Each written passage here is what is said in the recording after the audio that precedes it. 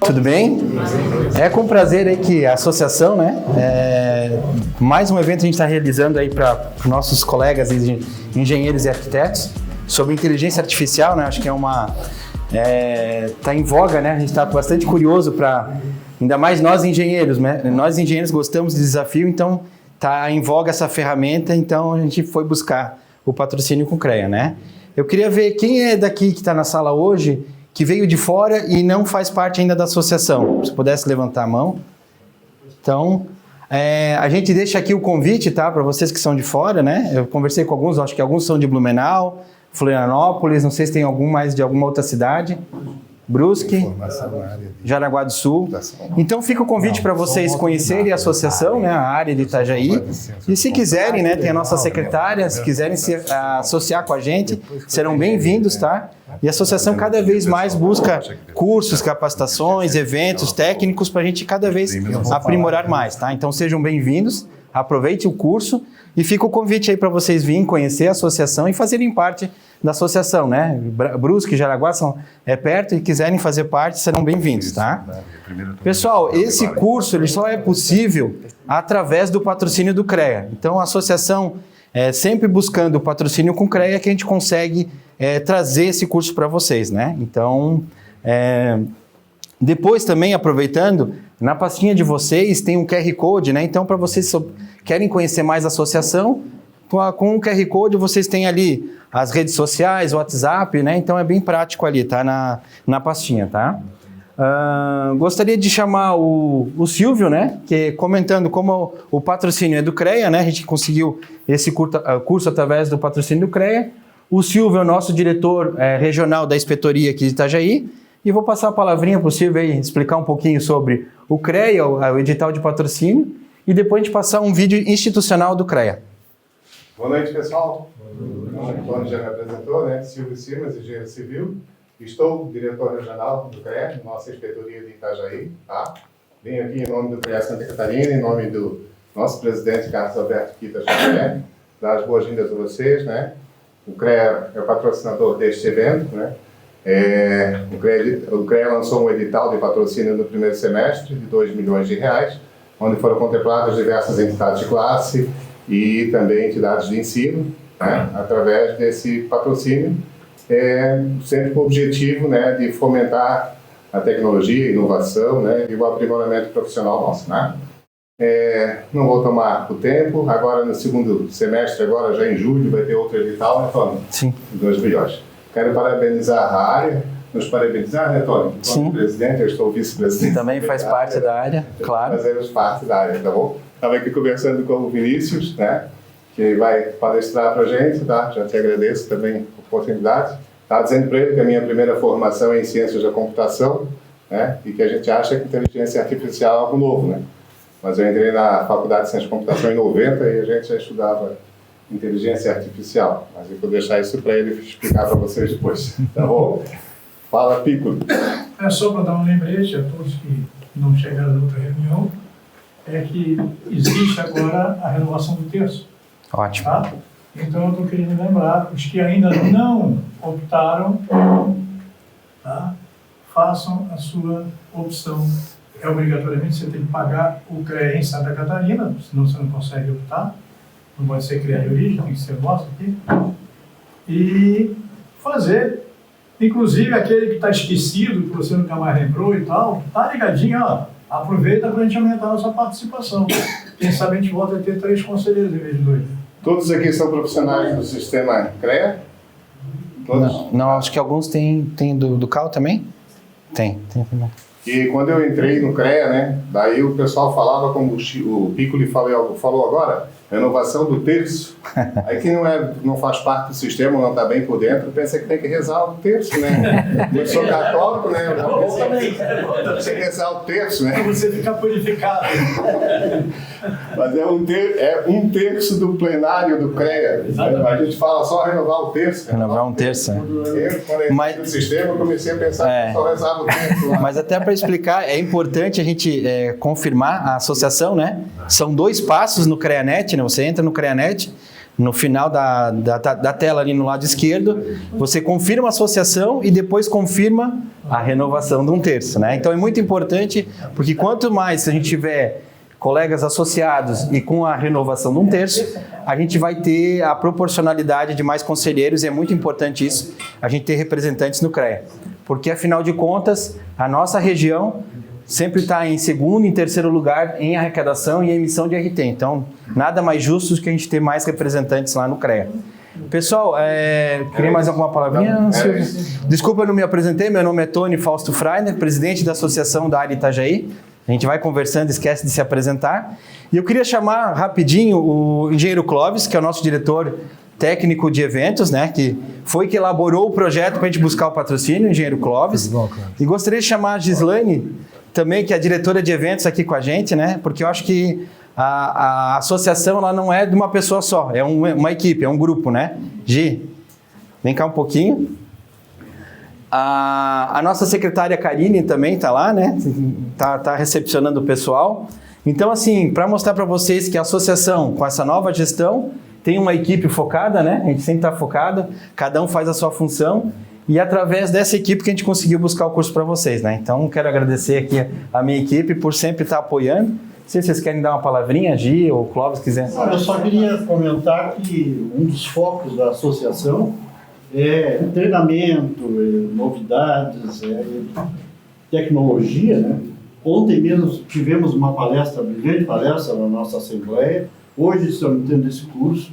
Já tivemos no início do ano o primeiro encontro catarinense da construção civil, e isto vai cada vez mais. Então, a gente está fomentando essa troca de informações, esse conhecimento, esse crescimento, e que a associação cada vez cresça mais. Precisamos da participação de todos e que passem essa informação para os demais colegas da região.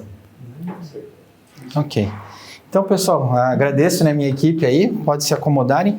A gente vai passar um vídeo institucional do CREA, tá? E logo em seguida a gente vai passar para o nosso palestrante. Desde que o mundo é mundo, o homem nunca deixou de ir atrás das perguntas, muito menos de ficar satisfeito apenas com uma resposta. São as perguntas que transformam o mundo. Por isso, continuamos a nos questionar. Para onde quer que você olhe, você enxerga a nossa evolução.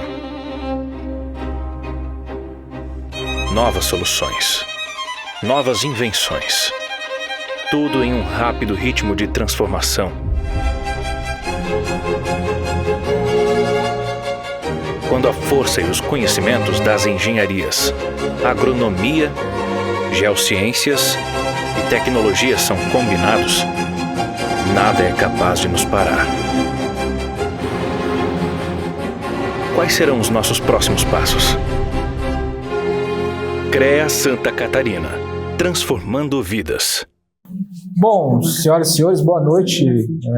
Quero agradecer primeiramente aí a área Itajaí pela confiança, por ter me convidado para ministrar esse curso aqui com vocês. Eu realmente me sinto lisonjeado pela oportunidade. A gente está nessa jornada de divulgar as ferramentas de inteligência artificial para realmente transformar a nossa rotina, né, a nossa vida, as nossas carreiras na engenharia. E a minha missão aqui com vocês é estimular vocês a, como eu tenho dito, eu quero que vocês trabalhem um pouco menos e vocês foquem o tempo de vocês no que realmente importa. Que a grande verdade é que ser engenheiro é difícil, né? A gente tem que lidar com muita coisa, muito número, muito texto, muito procedimento burocrático também, vamos colocar assim. E a grande maioria dessas tarefas repetitivas, chatas e que não agregam muito valor ao nosso trabalho, elas podem muito bem ser delegadas para algumas ferramentas de inteligência artificial que eu vou mostrar para vocês. Ao mesmo tempo, a gente abriu os olhos para a oportunidade de fazer coisas mais complexas e mais avançadas utilizando inteligência artificial.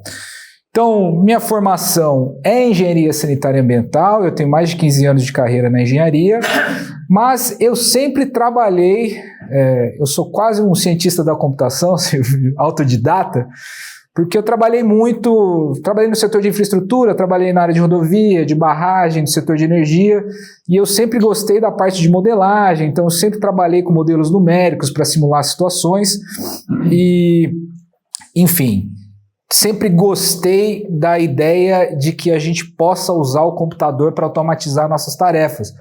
Eu adorava programar uma macro no Excel, escrever um script em VBA para dimensionar um sistema de esgoto, ou facilitar o processo de dimensionar um sistema de saneamento. Ajudei muito colega, engenheiro civil, a automatizar planilha. Sempre gostei de escrever script no AutoCAD para fazer coisas repetitivas. E, mais recentemente, a gente teve contato aí com essa revolução mais recente na inteligência artificial, que não é um assunto novo, eu vou falar um pouco disso, o Silvio falou isso muito bem.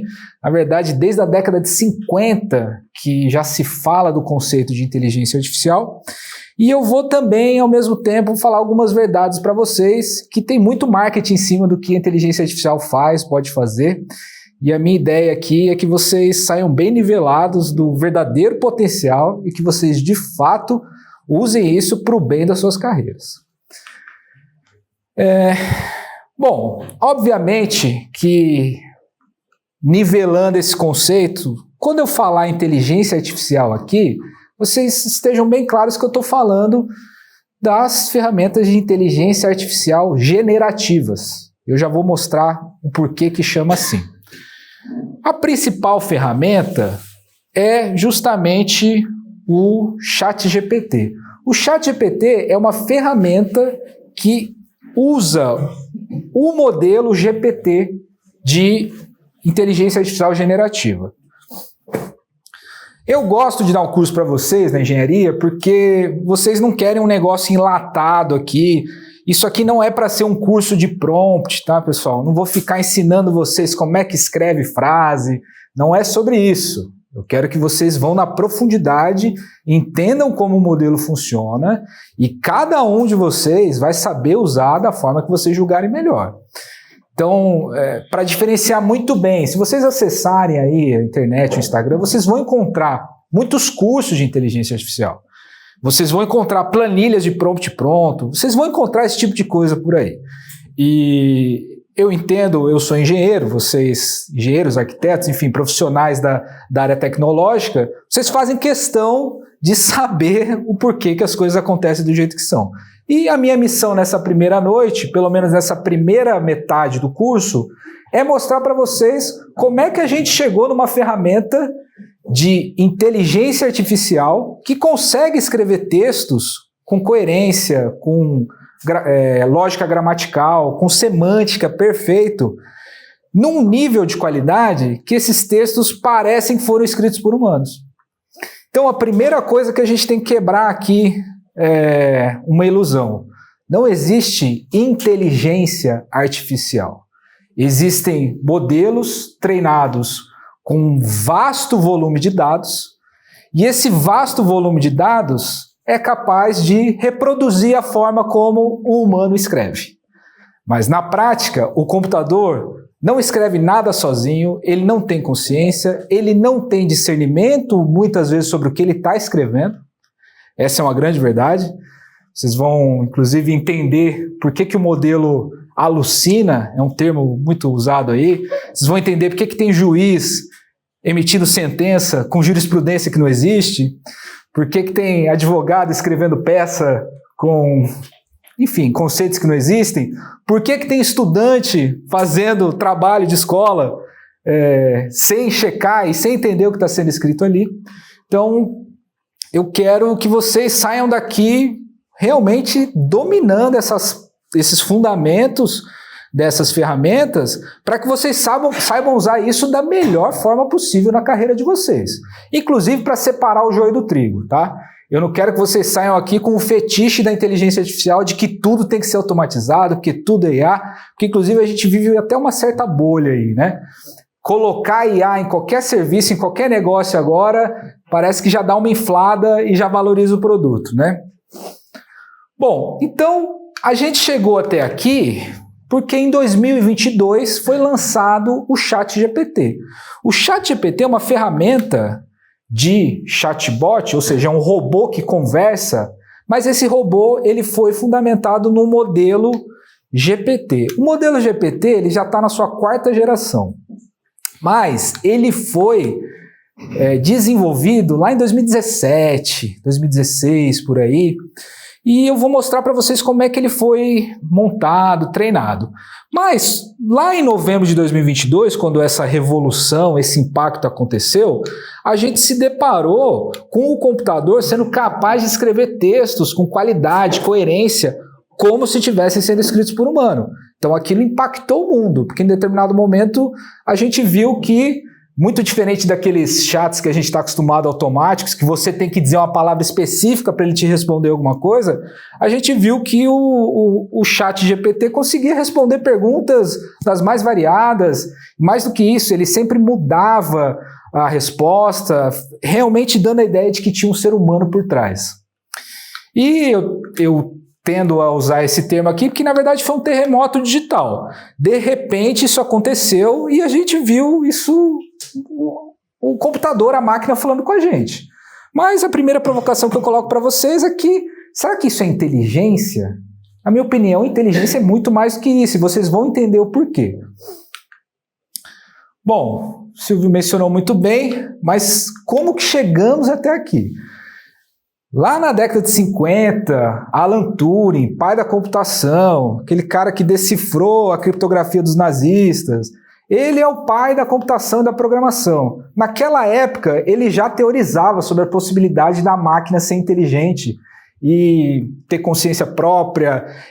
Tem inclusive a ideia do teste de Turing, que é uma sequência lógica de perguntas e interações que você faz com a máquina para entender se ela está produzindo aquele raciocínio de forma autônoma. E eu já adianto que nenhum modelo de inteligência artificial já superou o teste de Turing. E isso começou lá. Só que as pesquisas em inteligência artificial, elas tiveram vários gaps, vários hiatos, alguns invernos que a gente chama. Porque a grande verdade é que a gente está falando de algoritmos, sistemas que têm uma grande capacidade de lidar com um vasto volume de dados. E em determinado momento, a gente chegava numa limitação que era o próprio hardware. Quem é da geração aí da década de 80, 90, sabe o que era computador nessa época. A gente estava falando, na verdade, de equipamentos muito limitados. A gente está falando de programação com cartão perfurado. Né? Então, assim, quando fiz faculdade, eu entrei na UFSC em 2004. Naquela época não tinha essa história de laptop por aí, essas coisas, mas já tinha um laboratório de informática na UFSC. A gente já tinha e-mail, já tinha AutoCAD muito bem difundido, já tinha Excel, já tinha programação, mas eu lembro dos professores de cálculo numérico lá explicando o que era, né? Programar mesmo. Então, aquilo parecia uma abstração incrível, né? Agora, imagina a geração que chega agora, que já tem o ChatGPT, né? Explicar para eles que, enfim, que a gente tinha que escrever os próprios e-mails, né? Porque hoje em dia não precisa mais, né? Sim, porque o meu orientador, quando eu fazia iniciação científica, ele modelava em Fortran. Então, eu tive que entender um pouco daquela lógica lá. Dificílimo, né? Mas ao mesmo tempo é uma coisa assim fascinante, né? Ver a capacidade que a máquina tem de produzir certos resultados, você dando uma lógica, né? Você dando uma receita. Então, assim, vocês que tiveram contato com isso, vocês não vão se impressionar muito facilmente com qualquer novidade tecnológica, porque vocês sabem que por trás tem um trabalho humano, uma inteligência de verdade que fez aquilo acontecer. A grande questão é que a gente chegou num nível de processamento de dados que, no fim das contas, o nosso modelo ChatGPT é uma grande calculadora de textos que foi submetida a uma imensidão de palavras combinadas entre si, ao ponto que ele entendeu qual que é a lógica de encaixe dessas palavras. E a grande verdade é que esses modelos, antes de eu entrar nessa ideia, né? Então, até aqui, né, na década de 2000, a gente teve essa lógica, já se falou em Big Data. Nesse momento a gente falou muito do termo de aprendizado de máquina. Então a gente conseguia dar um volume de dados para o computador e ele entendia aqueles padrões. e entendendo aqueles padrões, ele descrevia algumas funções matemáticas para prever situações com base em outras situações que você submeteu. Ok, perfeito. Números, sempre números. A gente sabe que a lógica computacional é binária e é basicamente número. No entanto, a gente tinha uma dificuldade de lidar com textos. E quando eu falo textos, eu estou falando textos de linguagem natural. Vocês sabem que a comunicação é uma coisa muito complexa, né? Uma frase dita, escrita, ela pode ter significados diferentes. Existe ironia, existe sarcasmo, existe contexto, né? Se eu falar para vocês o que significa a palavra manga, o que vocês me diriam? Ó, um já falou fruto, outro já falou manga da camisa. Como é que eu vou explicar para o computador que manga tem hora que é fruta e manga tem hora que é camisa? Né? A manga, ó, esse aí já é mais complexo ainda. Então, começa aí. É óbvio que no início começaram a pensar, bom, vamos fazer uma grande tabela onde cada palavra vai ser um número, e aí a gente trabalha com a lógica de número. A palavra manga é a número 11.570 de uma tabela, e por aí vai, e vamos tentar juntar isso, só que é muito mais complexo que isso, porque a maneira e a ordem como as palavras se encaixam faz toda a diferença.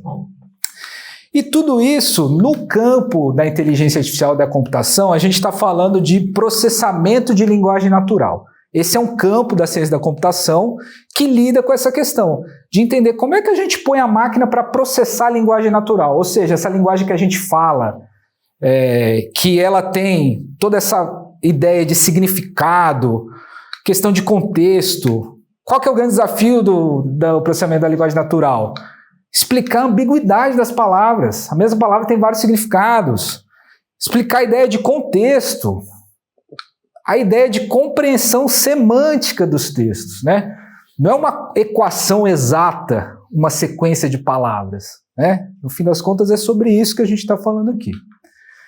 E a grande verdade é que a gente chegou num ponto, que eu vou mostrar na sequência, que estes modelos de linguagem conseguiram criar o que eu gosto de chamar de uma calculadora de textos. A grande verdade é essa. E essa calculadora tem a perfeita e, assim, excelente qualidade, capacidade de prever qual que é a próxima palavra numa frase. E prevendo uma próxima palavra, eu consigo prever a próxima, a próxima e a próxima, e isso não tem fim se você deixar o modelo seguir. Vou fazer um exercício com vocês aqui. Se eu coloco essa frase para vocês aqui agora, levei meu cachorro para... Quem se arrisca a completar aquela frase? Passear.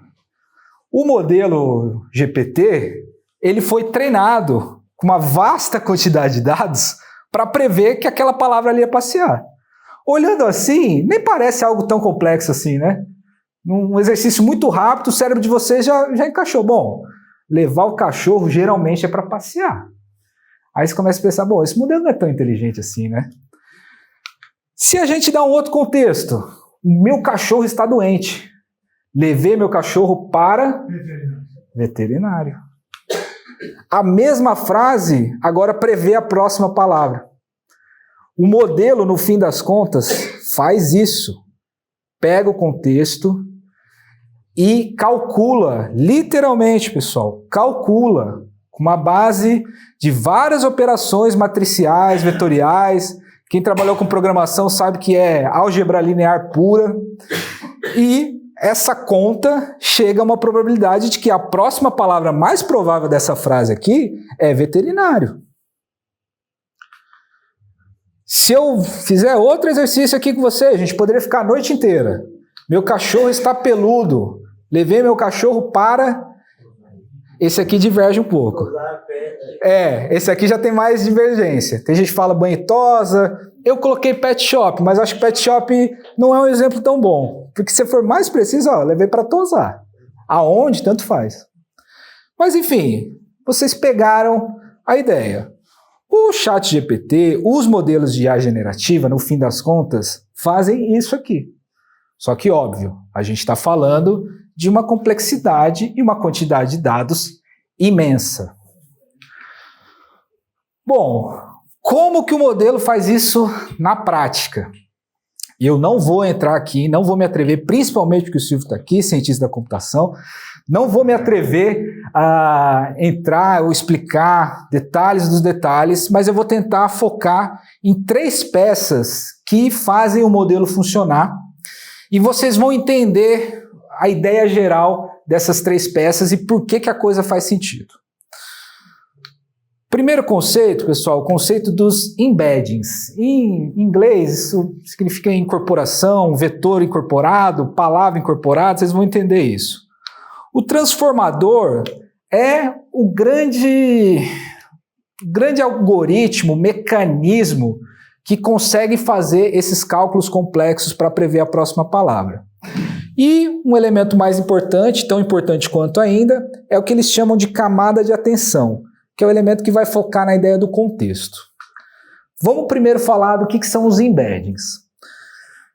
Bom, eu estava conversando com vocês sobre a ideia de palavras, números, como é que a gente faz o computador entender o que é uma palavra. Alguém teve uma ideia em algum momento de listar todas as palavras possíveis. E no modelo GPT, a gente está falando de algo aproximadamente 50 mil palavras.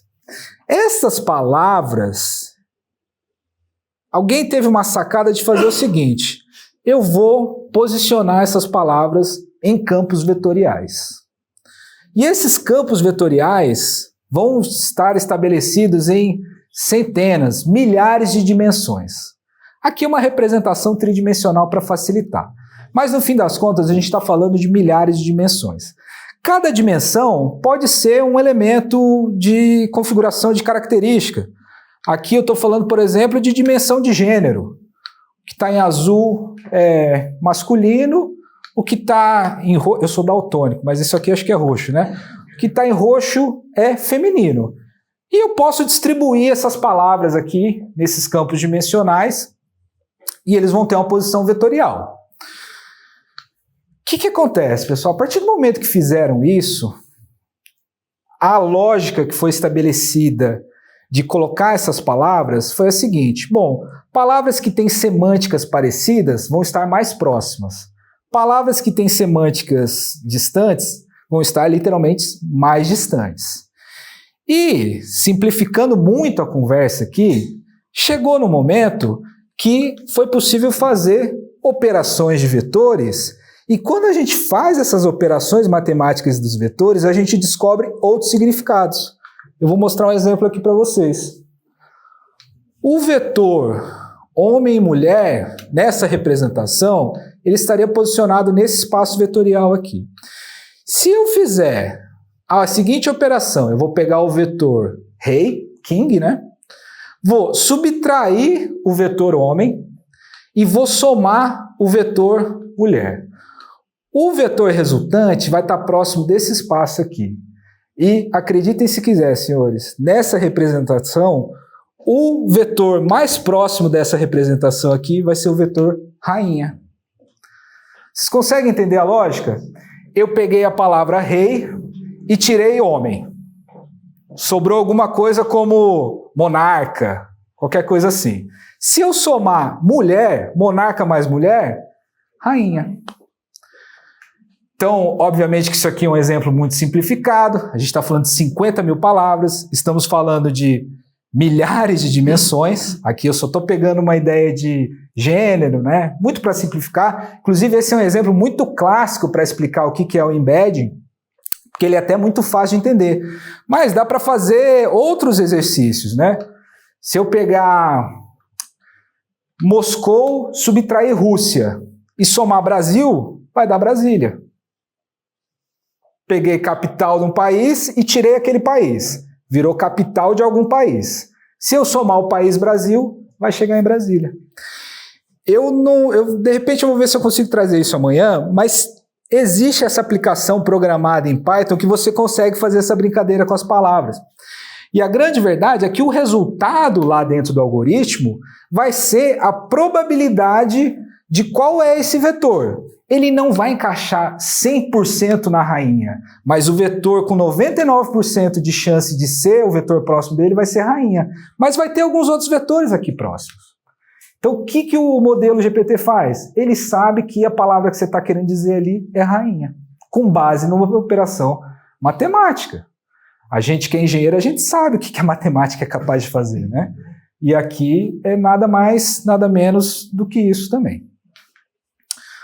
Transformador, pessoal. O transformador, ele é o T do GPT. GPT é Generative Pre-Trained, ou seja, geração pré-treinada com base em transformador. O transformador é o que ele chama aqui de cérebro da operação. Ele que consegue fazer uma imensa capacidade de operações matriciais, porque no fim das contas vocês sabem muito bem que um cálculo de vetores em várias dimensões são cálculos matriciais, todo mundo lembra de álgebra linear, né, quando estudava engenharia, e fazer essas contas na mão, dependendo do número de dimensões que a gente está falando, não é nada fácil. Precisou-se criar um vetor, um algoritmo que fizesse isso de uma forma rápida, né? Porque no fim das contas é sobre ser rápido. Se fosse para a gente ficar prevendo a próxima palavra de uma frase, num exercício aqui, a gente ficaria, né? Ficaria fazendo um exercício que fosse. O computador faz isso em milissegundos.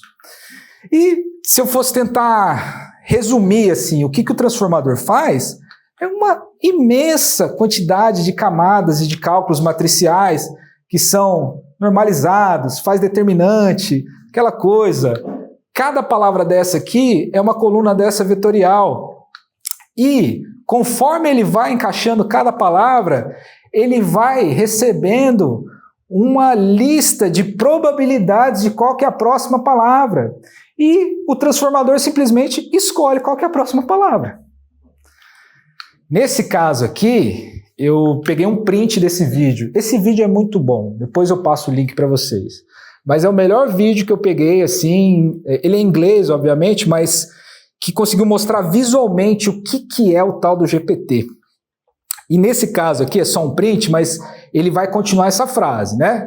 Até os dias atuais, o pensador mais inteligente de todos os tempos foi... Ele chega aqui, ó, perceba que começa a aparecer algumas palavras de probabilidade. Albert, Einstein, Ludwig, Isaac. Por incrível que pareça, o modelo GPT nesse caso aqui, ele vai colocar a palavra undoubtedly, ou seja, sem dúvida, e a palavra que vem na sequência é Einstein. Ou seja, o modelo aqui tem um viés. Para ele, com tudo que ele viu até hoje, o pensador mais inteligente de todos os tempos foi o Albert Einstein. Aí é uma discussão, né? Isso não é uma questão determinística. Vai ter gente que vai achar que o pensador mais inteligente, enfim, pode ter sido um filósofo moderno, alguém contemporâneo, foi Sócrates, não sei. Para o modelo GPT, foi o Einstein. E aqui a gente começa a interpretar algumas coisas. O modelo foi treinado com dados.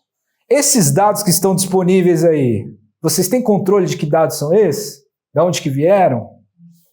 Então, vocês não podem simplesmente confiar em tudo que o modelo escreve para vocês. E a primeira coisa que eu ensino, não se usa ChatGPT para ensinar nada para você. Se você perguntar para ele se o Palmeiras tem Mundial, o que vocês acham que ele vai responder? Eu sou palmeirense. Sim. Ele vai dizer lá, 1951, FIFA, não sei o quê. Tem gente que vai questionar isso. Eu acho que estou usando um exemplo besta, simples, né? Mas, qual que é o ponto que eu quero chegar aqui? O ChatGPT não é um oráculo que tem todas as respostas. A gente sabe que o conhecimento, ele é dinâmico, o tempo todo muda. Então, não existe resposta certa.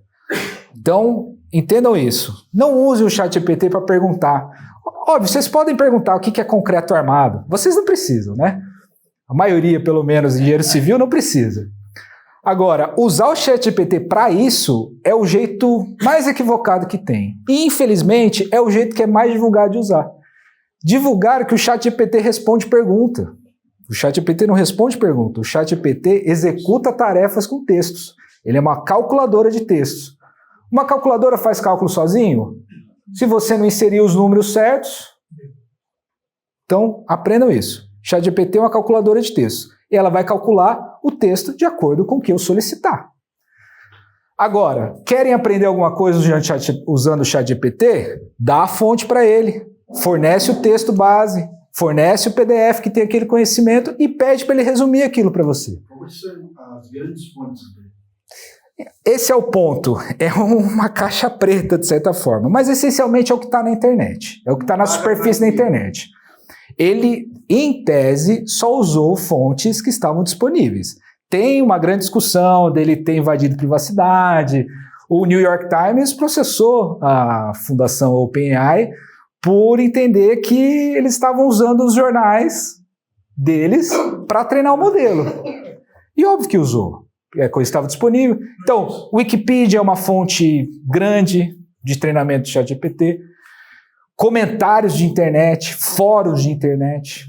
Então, assim, o modelo tem viés. Teve muito problema no início, porque logo quando foi lançando, as pessoas começam a usar, quem programa não consegue prever todas as situações possíveis, mas descobriu que o modelo era muito racista, que o modelo era supremacista, que ele defendia nazismo, dependendo do contexto, porque em determinado momento ele caiu num submundo da internet lá, colocou isso para dentro e na matriz de probabilidade dele lá, ele achou que aquela frase faz sentido. Quem faz essa seleção?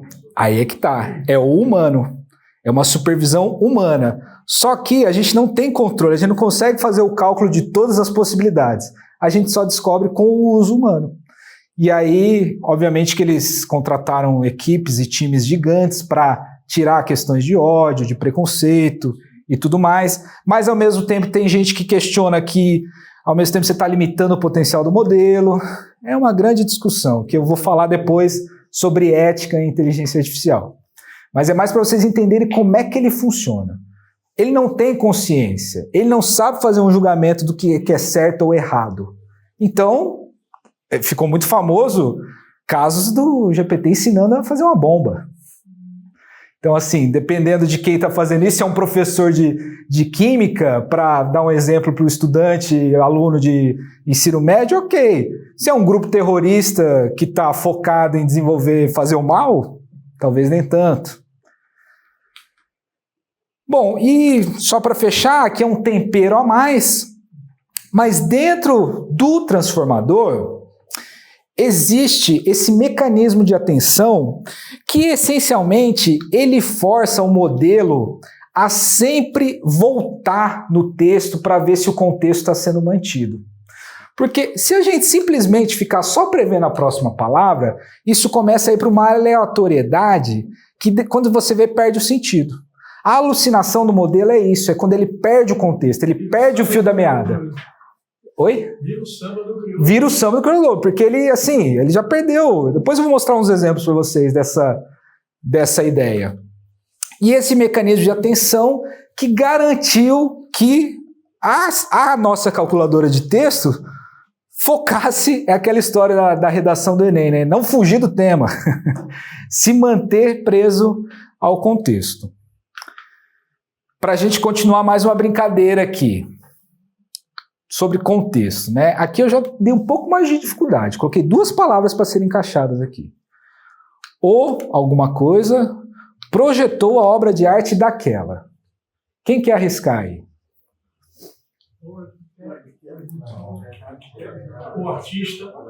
O artista projetou a obra de arte daquela igreja, exposição, daquela praça. Ok. E se eu colocar o engenheiro projetou a obra de arte daquela rodovia? Tá certo. O contexto importa muito. Se eu começo aqui com o engenheiro, já não vai ser arte daquela exposição. Óbvio que o engenheiro pode projetar uma obra de arte. O engenheiro também pode ser um pintor, um artista. Mas no contexto, se eu estou num congresso de rodovia, pessoal, e eu falo, o engenheiro projetou uma obra de arte, vai ser de uma rodovia. Fez uma ponte. um viaduto, enfim, vocês entendem melhor que eu. Obra de arte de rodovia que eu conheço é obra de arte corrente, que é drenagem, que aí é a minha parte. Entenderam?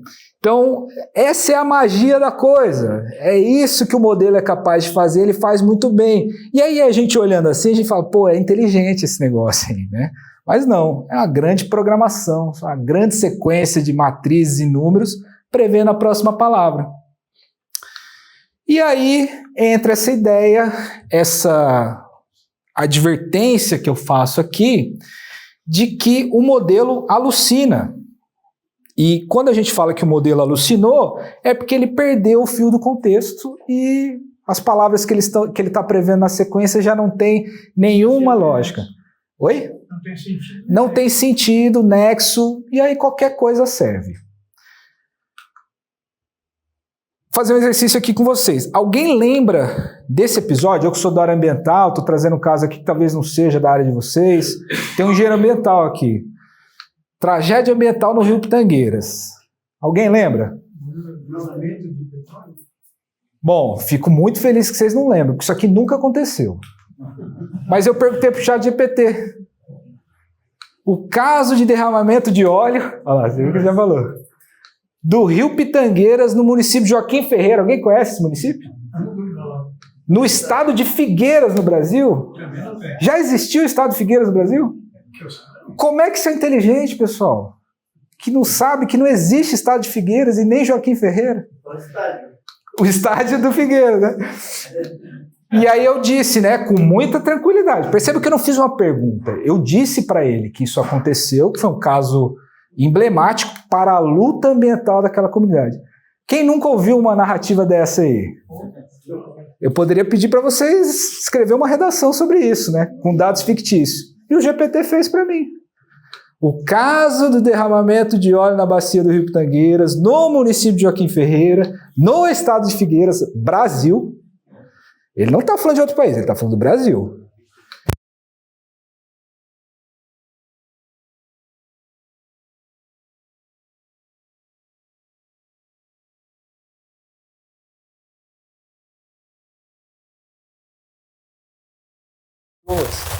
Dá para escrever uma crônica maravilhosa disso aqui. Aí é que tá. O modelo não vai buscar nada na internet. Mas ele já viu textos parecidos com esse. Na bacia de um rio real, que houve derramamento de óleo, e que nesse contexto teve luta comunitária, teve mobilização, teve impacto ambiental. Sim, mas que tem nexo e tem sentido, vocês concordam? E ele, ó, escreveu muito bem, ó. Quais são os principais pontos desse caso? São muito prováveis que tenha acontecido num acidente real. A causa, então assim, a primeira coisa, identificar a fonte de derramamento. Quem trabalha com impacto vai fazer isso. Muitas vezes, aqui ele já generaliza, né, para não ter risco de errar. Os incidentes são causados por falhas e tubulações, vazamentos, instalações de armazenamento ou acidentes durante o transporte. Aqui ele fechou 90% das causas de acidente de óleo. Impacto ambiental. Bom, a gente que é da área sabe o que é o impacto de derramamento de óleo. E ele lista aqui todas as possibilidades. Consequências para a comunidade. Isso aqui é a narrativa clássica de quando uma comunidade é afetada por um acidente ambiental. Resposta e remediação. Então, assim, não precisa ser engenheiro para dar entrevista para o jornal escrever isso aqui, né? Vai no ChatGPT e manda bala. Mobilização comunitária. Olha lá, este evento pode ter servido como catalisador para a mobilização da comunidade em prol da proteção ambiental. Aumentou a conscientização e importância, né? Quem nunca viu isso, né? Sim, isso materializa, né? Ação governamental é legal, a resposta institucional, a resposta do governo. E aí, longo prazo, porque isso ficou. E aí ele fecha o texto. Esse incidente é um exemplo do quão vital é a fiscalização e a regulamentação das atividades industriais para proteger o meio ambiente e as comunidades locais. Percebam uma coisa, pessoal. Como a gente lida, às vezes, né, com coisas vazias e sem sentido. Como a gente lê textos, às vezes, que no fim das contas são reproduções dessas. Óbvio, tem coisas factuais, muitas vezes, mas qualquer acidente que for retratado, detalhado, vai seguir uma narrativa dessa. E aí eu estava num evento que teve no CREA esses dias, de licenciamento ambiental, e eles estavam falando sobre inteligência artificial, me chamaram para dar uma palestra. E tinha um procurador federal nessa palestra, que ele estava lá como palestrante, e ele está usando, mostrando o que ele está usando de inteligência artificial, bem interessante. E eu mostrei esse exemplo lá, esse exato exemplo, está filmado lá no canal do CREA, esse aqui. E eu falei para ele, doutor, eu perguntei para o ChatGPT o que o Ministério Público fez. E o ChatGPT me respondeu. Qual foi o desfecho desse caso? O que fez o Ministério Público? Olha lá, atuação do Ministério Público. Investigação. O MP iniciou uma investigação detalhada para apurar as causas de derramamento. Quem nunca viu um procurador ou um promotor aparecer no jornal dizendo que ia iniciar, deflagrar essa operação? Responsabilização é nessa hora que caça a RT do cara lá, né? É nessa hora que vão chamar o CREA para pegar o profissional. Acordo judicial, todos esses casos, pessoal, 99% deles vai encaminhar para um acordo judicial. Então, assim, é difícil pensar num texto desse? Não, o modelo GPT fez isso. Eu dei as palavras-chave ali, ele falou, bom, eu já tive contato, né, você que estava perguntando, já tive contato com coisas parecidas com essa. Se ele está me dizendo que existe o município de Joaquim Ferreira, que existe o estado de Figueiras, que isso foi no Brasil, e que é um acidente de óleo, eu consigo contar essa história, deixa comigo. É isso que o modelo faz. E aí eu ainda brinquei com ele, que você vê, eu quase perguntei quem foi o procurador. E assim, não sei se vocês já fizeram isso, pessoal, mas se eu perguntasse, o ChatGPT ia inventar um nome do procurador. Ia dar um nome, ia dizer qual a comarca, qual que é o número, ele ia fazer isso. Por quê, pessoal? Eu tenho uma história, né? Eu tive contato muito rápido com o ChatGPT. Em novembro de 2022 ele foi lançado, mas em julho eu já usava a versão beta, porque eu era fuçado, e eu lembro que na época eu já fiquei empolgado. Eu trabalhava com saneamento, às vezes tinha que escrever uns textos longos, e ele começou a fazer umas coisas boas ali. Eu comecei a brincar com isso. Só que em determinado momento eu fui longe demais. Eu estava escrevendo um capítulo de um livro sobre um assunto lá, e eu precisava buscar alguns cases daquele exemplo, do que eu estava escrevendo. Falei, bom, o ChatGPT escreve tudo, responde tudo, sabe tudo, eu vou pedir para ele me ajudar. E eu pedi. E ele começou a escrever, me dando exemplo. Empresa não sei o que no Japão fez isso. Empresa não sei o que tal. Me indique a fonte, me fale o nome do artigo onde você está isso. Tá lá, pesquisador tal, publicou na revista tal e coisa. Eu estava colocando o texto no artigo, pessoal. Aí, obviamente, que eu fui fazer a lição de casa e bom, agora eu vou revisar essas fontes. Estou até hoje tentando achar os autores. Estou até hoje tentando achar esses estudos de casos que ele disse que aconteceram. Foi bom, porque eu descobri rápido.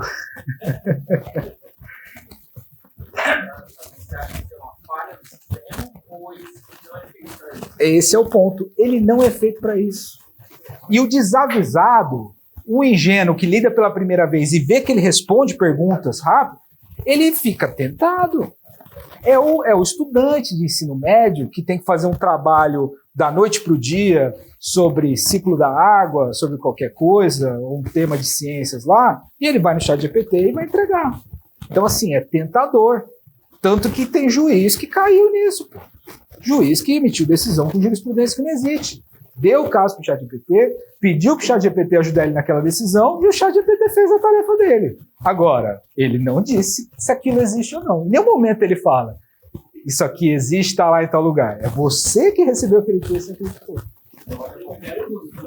Inventa o nome, sabe por quê? Porque ele vai pegar um nome qualquer lá. Então, assim, eu deveria ter feito esse exemplo para trazer aqui. Daqui a pouco a gente pode tentar. Mas ele vai pegar coisas parecidas. O doutor Raimundo José da Silva. E aí você vai questionar que é ele?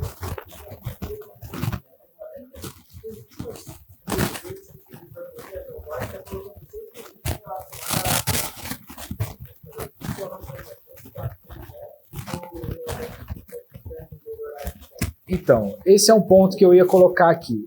Essa brincadeira que eu fiz aqui, eu fiz no GPT 3,5, porque eu sei que ele ainda não é tão limitado. Porque o GPT 3,5 não tem a função de acessar a internet, ele foca naquela lista de palavras vetorizadas e naquelas probabilidades, então ele escreve qualquer coisa. Os modelos mais novos, mais atualizados, porque começou a acontecer muita coisa dessa, eles começaram a colocar algumas limitações, alguns testes, para meio que forçar o modelo a não fazer isso. Mas isso não é garantia de que ele não vai errar, e inclusive de que ele não vai errar um link, ou de que vai dizer que visitou uma página e que aquela informação está lá. Ainda assim, você tem que ir lá. Já viu o erro, né?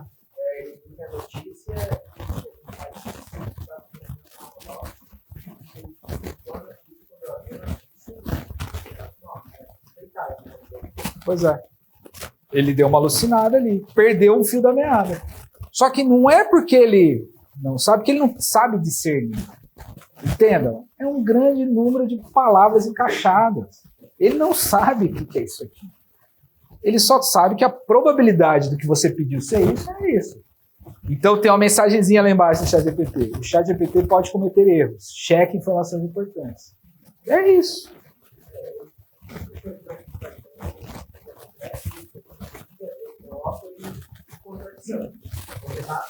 É uma boa forma.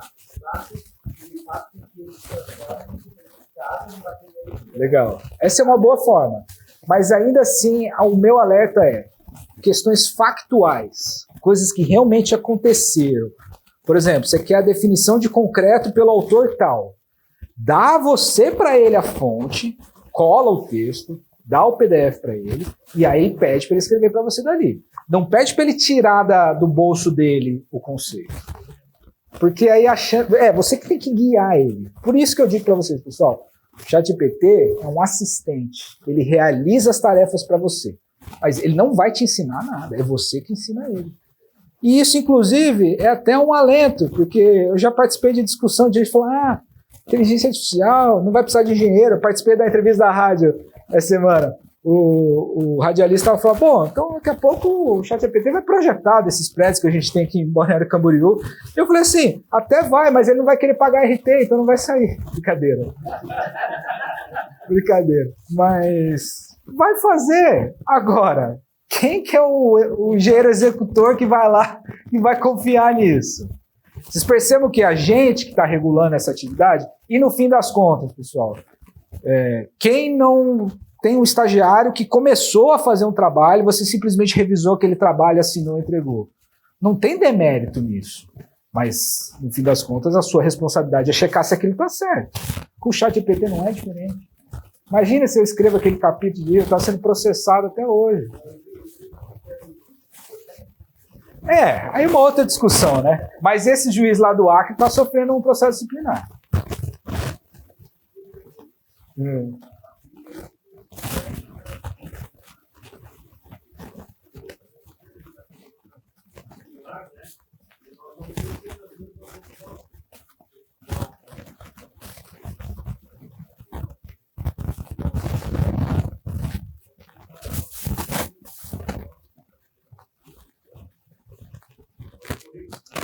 O modelo, por ele ter uma variabilidade muito grande de combinações, ele, em tese, nunca escreve o mesmo texto. Se nós todos aqui escrevermos o mesmo prompt, vai sair, cada um vai sair com um texto diferente. Agora, o ponto que você está colocando é assim, vamos pegar na engenharia. Bom, eu dimensiono lá uma fossa séptica para uma casa familiar lá em Florianópolis. O meu engenheiro concorrente vai dimensionar uma outra fossa para uma outra casa. A tendência desses documentos, no fim das contas, serem muito parecidos, e só mudar o caso, que não é grande. Um memorial descritivo de uma obra não tende a ser igual. Só que a grande questão é igual, mas no fim é diferente. Porque aquele local é um só, a quantidade de material que foi usado ali é outra, a dimensão é outra. Então, inclusive, por isso que eu acho que o ChatGPT é muito bom, porque a gente não precisa se preocupar em como o texto foi escrito, sabe? Porque no fim das contas a gente pega modelo. eu pego o modelo do colega que fez o memorial e eu vou lá e substituo, eu já faço isso. Com o ChatGPT, eu dou esse modelo, peço para ele reescrever, fica melhor, fica parecendo novo, original, dá mais qualidade. Você pode, inclusive, pedir para ele reescrever com uma linguagem diferente, sabe? Então, eu não acho que isso seja necessariamente uma preocupação. A preocupação que se tem, na verdade, é, por exemplo, com os colunistas, sabe, com esse material, essa informação que a gente consome, né? Tanto que eu tenho dito que no mundo de ChatGPT, quem escreve bem se destaca. Porque a gente começa a perceber textos muito parecidos. Aquela coisa, tem cara de IA isso aí, sabe? Está começando a acontecer isso. Então, o jornalista bom mesmo, aquele cara que escreve uma coluna boa, que escreve um artigo bom, ele te prende naquela crônica porque ele tem aquele estilo dele. A IA não consegue reproduzir. Ela vai fazer um texto parecido com aquele, mas o cérebro daquele jornalista é capaz de juntar os elementos literários dele. O cérebro dele é muito mais criativo do que qualquer modelo. Então a gente vai ter esse tipo de separação. Tem gente que fala, não, acabou o jornalismo. Não, acabou talvez o relato de uma notícia, uma descrição factual, a mesmice. Agora, escrever um livro de ficção, por exemplo, não é sobre a história que é contada ali, geralmente é sobre como ela é contada, né? Então, eu acho que, no fim das contas, está aí para nos ajudar.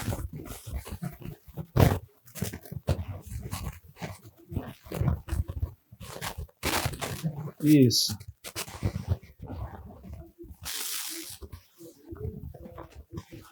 Isso.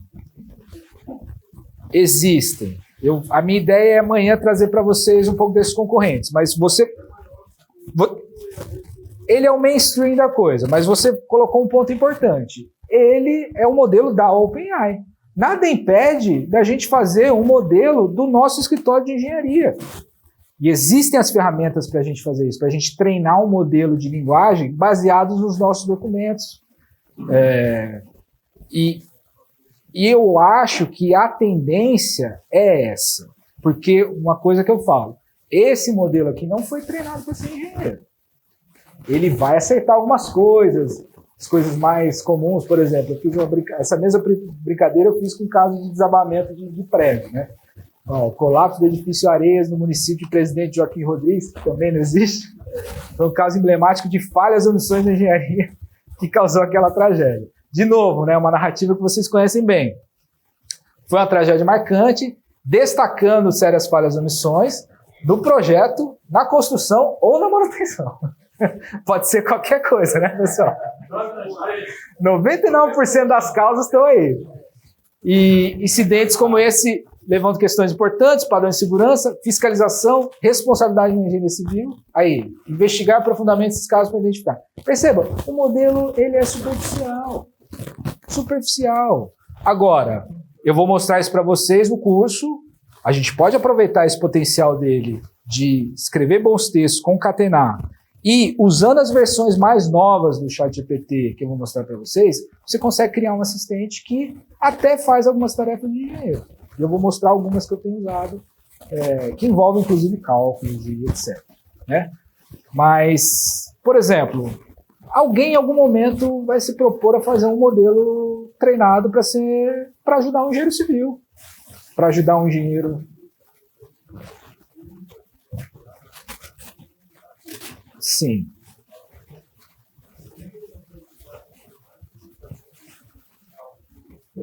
Então, você falou um ponto importante. Ele só é capaz de fazer isso usando ferramentas externas. E nesse caso, quando é para fazer um cálculo mesmo, e eu vou mostrar isso para vocês prático, tá? Por enquanto a gente está só batendo um papo. Mas aí ele vai chamar um algoritmo de programação, ele usa muito a linguagem Python, e aí ele roda isso lá em paralelo lá dentro. E que isso é genial. Porque é isso que vocês têm que entender. Ele é um assistente que faz tarefas. E estão adicionando cada vez mais camadas ali dentro, que, por exemplo, se eu integrar o Google, meu Gmail lá, eu consigo pedir para ele enviar um e-mail. Então ele escreve o texto, acessa o meu e-mail e envia. Ele precisou acessar a tarefa. Se eu daqui a pouco integrar o meu software de cálculo estrutural. Eu dou o input ali para ele, estou projetando tal edifício, os dados de entrada são esse, etc. Ok, conectei, fui lá. E é isso que eu tenho feito. Usar o modelo como... Porque ele facilita essa interação de você dar um comando.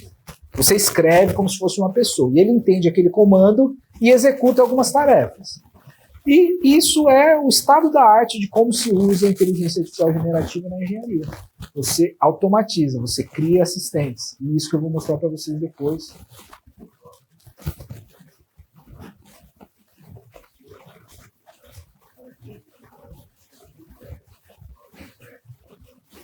Sim. Por exemplo. Mas eu acho que vai ser muito nicho. É mais fácil que a AutoQI se junte com as outras e crie um grande modelo para isso. Porque se a OpenAI quiser, por exemplo, o mundo jurídico, eu sou bacharel em Direito também, está brotando software de inteligência artificial para o mundo jurídico o tempo todo. Porque realmente o advogado basicamente lida com texto. Então escrever uma peça, uma petição, é um trabalho. Os mais tradicionais estão resistentes, não querem, é aquela história. O cara que fazia cálculo na régua de cálculo não gostou da HP quando chegou, né? Porque tinha um lance ali, né? Tinha um glamour. Então eu acho que vai ser uma coisa mais de nicho. Não acho que a OpenAI vai dominar tudo. Ela, no fim das contas, vai fornecer o modelo base.